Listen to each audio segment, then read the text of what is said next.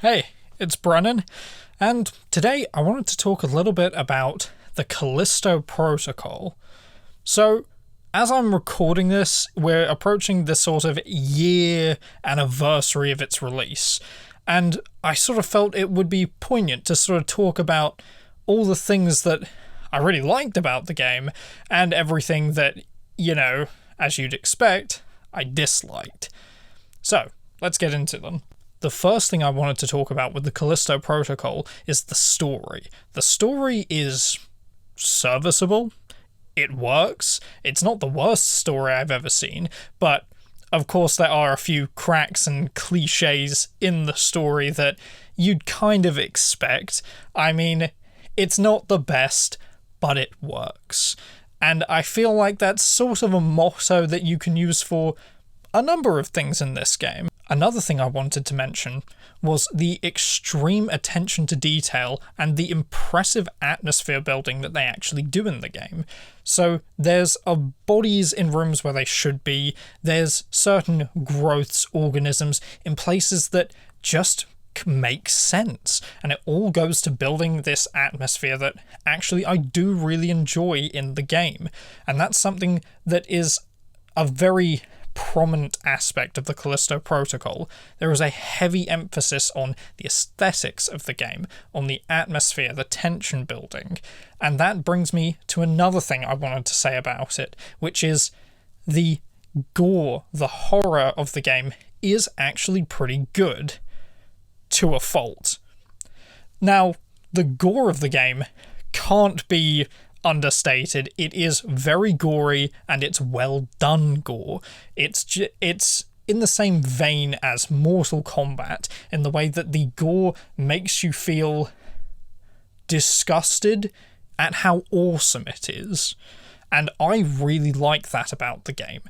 I obviously love some gore in my movies, in my games, in my music, so I do love it when they go all out and just take it to a 10. And the horror, when it works, it works. It works very, very well with the gore, and so altogether it adds to the atmosphere.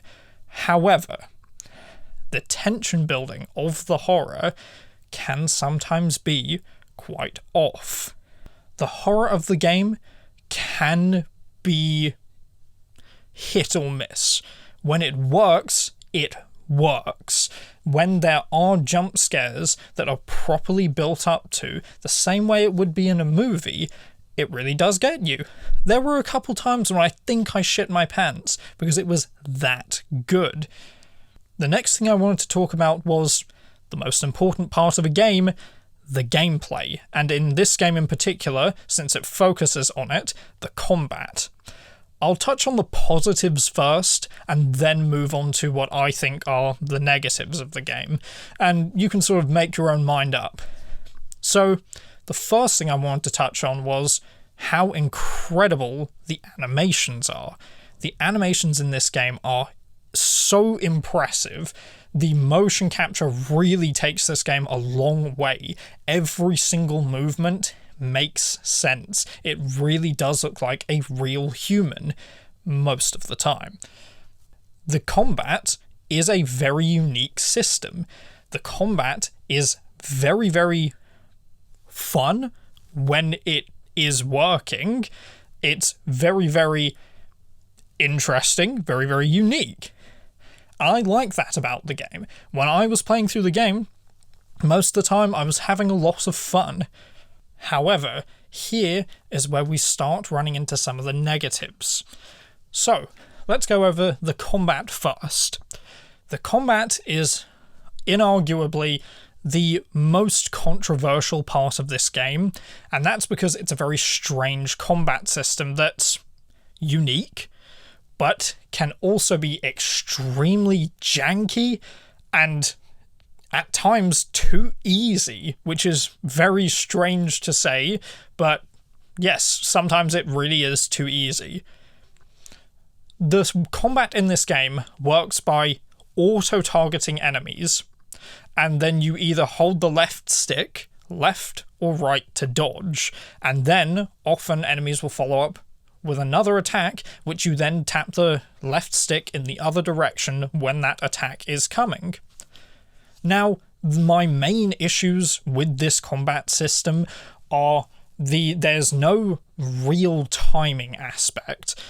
The lack of a timing aspect fails to reach that level of a Souls-like game, where there's a heavy emphasis on timing, and so it provides that challenge in finding the rhythms of enemy attacks. But the holding the left stick, either left or right, then makes you come across another problem along with the auto-targeting, which is that because you cannot dodge backwards like other games with dodge mechanics, 3D games like this, you end up dodging into other enemies' attacks. Now, there is a block. Holding back on the left stick does provide you with a block, but that block will damage your health, and unless you get certain upgrades in the game, it won't deal any damage to your attacker. So this leaves you with a very, very big problem of only being able to dodge in large groups of enemies into other enemies. And so this can be very, very frustrating in combat and can leave you dying where it's not really fair to. In particular, one thing that came up a lot for me was finding myself going into a room and just, as soon as I see an enemy, holding the left stick left. And so, as I hold the left stick left, whatever direction that enemy attacks in, I dodge and it's fine. And so, it left the combat feeling repetitive and easy.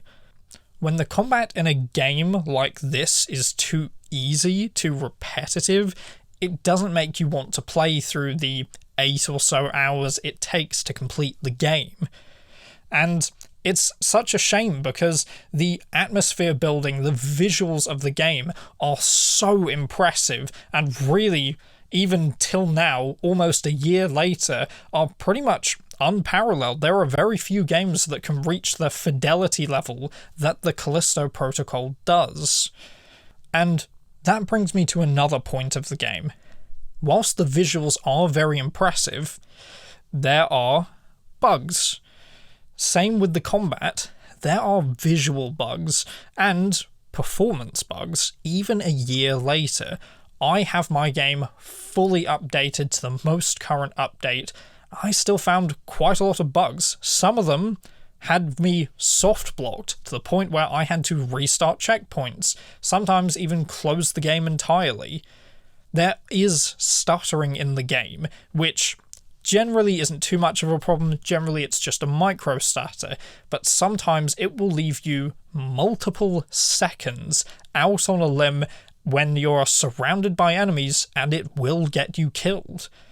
Another bug I came across that I can't find any footage online, which is so frustrating, but it was the final boss. I fought the final boss and I killed him in 10 seconds. The human version, I guess you could say, of the final boss. And because I killed him so quickly, it left me soft-locked in the boss room with nowhere to go, and I can't find any footage out there of the same thing happening to other people, but that truly was such a strange glitch to come across, especially in a game where a lot of it is high fidelity, like I mentioned. A lot of it is fairly well designed. The glitches really do let this game down, including enemies getting stuck in walls, in floors, in objects, enemies flying about the place. It's very, very strange. Now, the final gameplay and game design aspects I wanted to touch on were the two final issues that I feel that the game has that could have been improved, and that is the level design and the stealth design. Now, stealth in this game is very, very underutilized. I'm quite surprised at how little utilized it was, because very early on you come across a couple of stealth sections that make it seem as though stealth is going to be an important aspect later on. However, most of the game is spent going into fighting arena-style areas, more akin to something like Doom or Resident Evil 4, that sort of walking through a passageway and then you come across a big ton of enemies and you gotta kill them. Not really conducive to something like, stealth, which is such a strange aspect, because I felt that the stealth had, it worked, it was usable. I do feel they could have developed on it more. In particular, one of the big problems you come across with stealth in this game is you will kill enemies, and sometimes the enemies will be so blind you can kill another enemy directly in front of another enemy, and you'll be fine. But other times you'll kill an enemy, and it will alert every single enemy around you, no matter how hard you try. So, once again, I find the stealth so strange in the way that it was really underutilized and underdeveloped. One issue that Callisto Protocol really has that is more of just a minor inconvenience most of the time is it's not very good at indicating to you which is a main path and which is a hidden side path. Because most of Callisto Protocol is not very explorable. Most of it is a linear path, which isn't necessarily wrong, and there are many linear games like this that I quite enjoy. However, the main thing that these linear games do is provide you a clear-cut indication of, oh, this doorway that you found definitely leads somewhere secret. It's not the way you're supposed to go. But not in Callisto Protocol. A lot of the time, you'll be left wondering, where exactly am I going? Is this the main path? Am I missing a secret path? And if you're someone like me who loves to 100% complete games as best as you possibly can, get every unlockable, get every collectible you can, things like this can be quite troublesome, quite bothersome. And so when I was coming across some of these hidden pathways, I wasn't sure if I was heading the right way, and it did leave me missing some of these secret paths, missing some of the unlockables, and that's just really unfortunate. Like I said, more of a minor inconvenience in the grand scheme of things, but really it just goes to show there is a certain lack of attention to these flows to the levels, and I find that very strange because the environments and the characters are so well designed that these strange design flaws in the way that the level flows causes such an issue when it comes to getting collectibles and unlockables in the game. In conclusion, I'd really just like to say that I enjoyed the game. Hopefully you did too, and even though it wasn't as good as it could have been, the potential was very, very hyped for this game because the director was the same guy who directed Dead Space. The stakes were so high for this game. A new studio with a director from an amazing game, and the bar was set so high. When I was seeing all the marketing material for this, I had a bad feeling that something was going to go wrong. I enjoyed the game, and even though it's not my absolute favourite game, I will be playing it for a second run. I will probably have fun with it, even despite its flaws. I still think it's a good game, and, well, when you compare it to half the games that have come out in the past year, I mean, Callisto Protocol, I'd rather play that any day. Anyway, thanks for watching. I'll be back with another video, hopefully pretty soon, and I'll see you in the next one. Bye-bye.